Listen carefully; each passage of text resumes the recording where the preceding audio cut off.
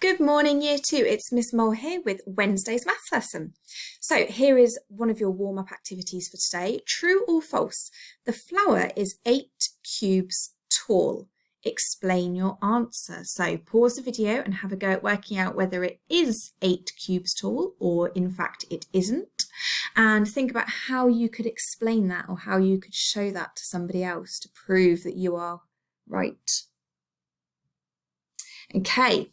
So, well done to everybody who said that it isn't 8 cubes tall, that it is false.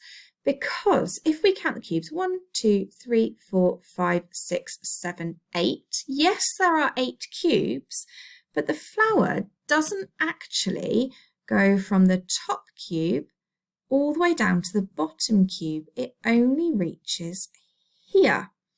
So it would actually only be 6 cubes tall. Now it's quite tricky to see it here at the top, how it lines up, because we've got 3D cubes that are kind of tilted for us to see, and the flower is just coming up to the top of them.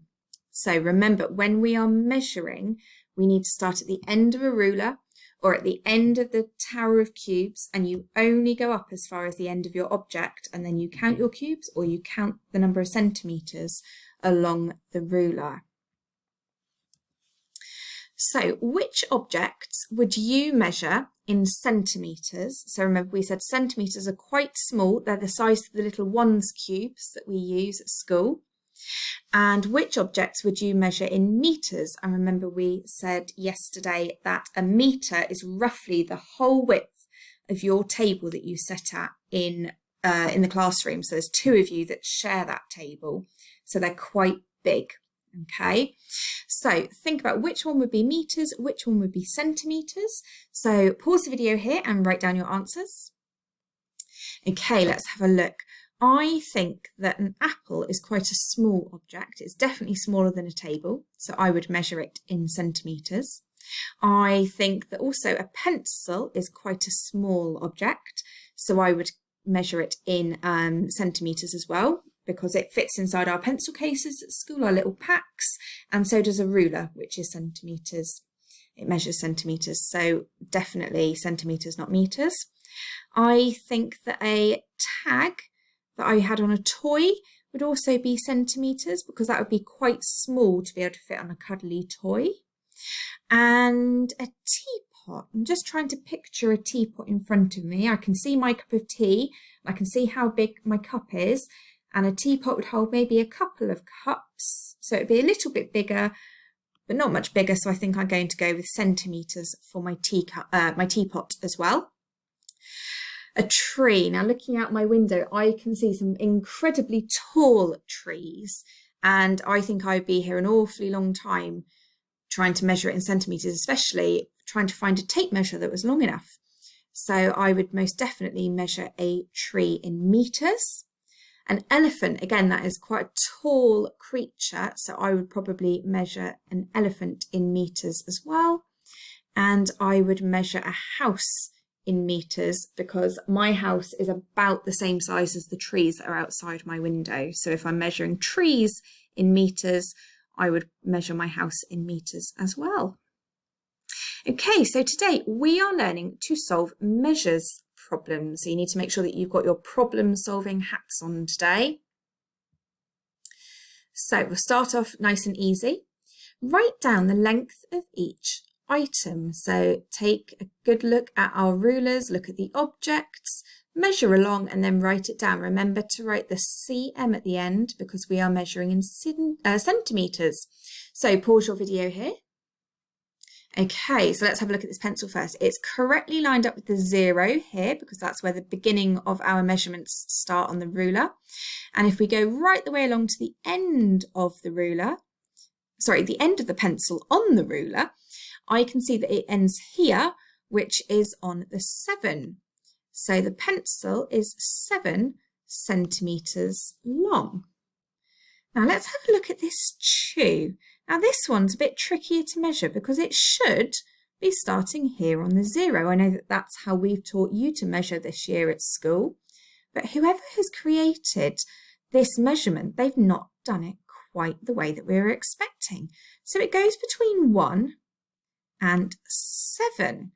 So I can understand why people might think it's 7 centimetres long, but it's not, because we've got this bit here. It started 1 centimetre along. So I need to count along from here. So starting on 1, counting forward, 1, 2, 3, 4, 5, 6. It is in fact 6 centimetres long, not 7. Or you could also do it by working out that it ends on the number 7 here, but it begins on the 1. So you could do 7 take away 1, which equals 6. So that's another way to work it out. Okay, next question. Mo has used the ruler to measure the length of the car. So we can see our ruler, we can see the car. Mo says that the car is 8 centimetres long. Do you agree? Explain your answer. So again, pause the video here, have a think about it, look really carefully at the ruler, look really carefully at the car, look at the measurements, decide what you think, whether you think he's right or wrong, and then think of a way to explain it. Right, so let's have a look together. So we've got our car. Unfortunately, we haven't started on 0 again.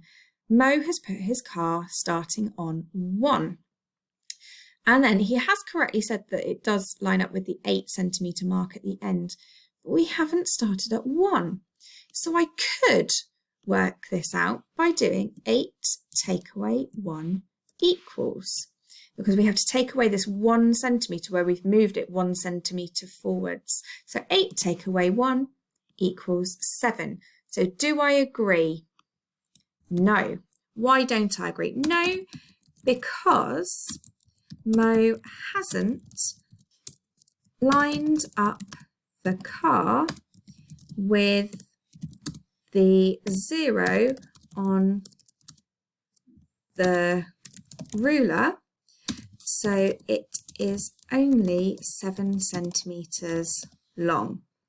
So you can write your explanation, and you can also show it with this set of workings out here, or you could draw a picture to work it out on here. So I've shown where the car is actually being measured on this ruler. Okay, so here is a picture that I've taken this morning. So if Miss Mole's mug is 9 centimetres tall, so that's my tea mug here, it's 9 centimetres tall, how long do you think, or how tall, sorry, is my giraffe light bottle? So my mug is 9 centimetres tall. How long do you think, or how tall, sorry, do you think my giraffe bottle is? So pause the video and have a workout. Okay, so my mug is 9 centimetres tall, and I think that my giraffe bottle is probably double the height of my mug if I moved my mug back a little bit so that they were next to each other. So I need to double 9. So I could work that out by drawing dots to help me. I could do 1, 2, 3, 4, 5, 6, 7, 8, 9. Add on another 9, 4, 5, 6, 7, 8, 9. And I could add them up. 9 add 9 equals 9, 10, 11, 12, 13, 14, 15, 16, 17, 18. So I am estimating that my bottle is probably 18 centimetres tall, because it looks about double the height. So well done if you correctly estimated 18 centimetres. Okay, now this one is very similar to some of the questions that you're going to be having in your work today. Which one is the odd one out? So you've got 3 rulers with some objects. You need to look at the measurements and then tell me which one is the odd one out. So pause the video and go away and have a little think about it. Okay, so some people might have said that A is the odd one out because it's the only one that's starting on 0, and you could say that. But if we were thinking about the measurements, which one would be the odd one out? So I'm going to have a look here at this pin, I think it is at the top. And this pin I can see is on 0, and it measures all the way along to the 5 centimetre mark on the ruler. So it's 5 centimetres long. Then I'm going to have a look at this rocket toy in the middle. So this one starts on 5 centimetres and it goes as far as 9 centimetres. So remember, we could subtract 5 away from 9 to work out how long it is, or we could just count along. So 1, 2, 3, 4. So the rocket is 4 centimetres long. So at the moment, neither of these match up, so we'll have to measure this one at the bottom to see how long this bar is. So again, this one hasn't been lined up with the 0 on the ruler, so we have to take care of working it out. So we're starting on the 2 and we end on the 7. So we could do that as a subtraction number sentence. We could do 7 and take away 2 to work out the length, or you could count along 1, 2, 3, 4, 5 centimetres. So this bar at the bottom is 5 centimetres. So looking at these 3 measurements, which is the odd one out? So well done if you have said that B is the odd one out, because it's only 4 centimetres long. And I've written an explanation at the bottom just to help you out with how you could explain this. So B is the odd one out because it's 4 centimetres. The other 2 are 5 centimetres long. So there's an example. It might be useful when you're doing your work later on. So our WILF today: I can solve problems involving measure and I can reason about measures. So that's where you can explain what you're thinking. So if you are doing the main and challenge activities, the 2 and 3 star sheets, you've got a selection of questions involving some that are the odd one out, some where you need to have a look at the measures and see whether you agree. You need to explain who you think is correct.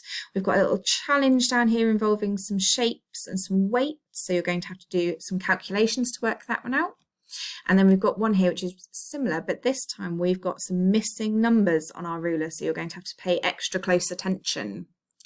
And if you are doing the easier sheet, which is the one with the 1 star on it, you've got some odd one out questions. You've also got some who is correct and can you explain your answer. And then you've also got a couple of other pictures here which you could do some drawing on to help you work out the answers. Now, I have given you one last brain teaser to do if you manage to finish all of your work today. Which is the longest piece of string? How do you know? How could you work it out? So could you explain to me a way to solve this? And then if that seems a little bit too easy, I can give you a what if question. What if I put the piece of string curled up in a pot? How could you measure the length of a piece of string inside a pot if you're not allowed to touch the string? So maybe you could ask a grown-up at home to cut a piece of string or a piece of ribbon, put it inside a pot and see if you can estimate or work out how long it is without touching the piece of string. It is a little bit trickier than it sounds. So good luck if you attempt my little brain teaser at the end today. I hope you get on really well with your maths today, year 2, and I'm looking forward to seeing your photos.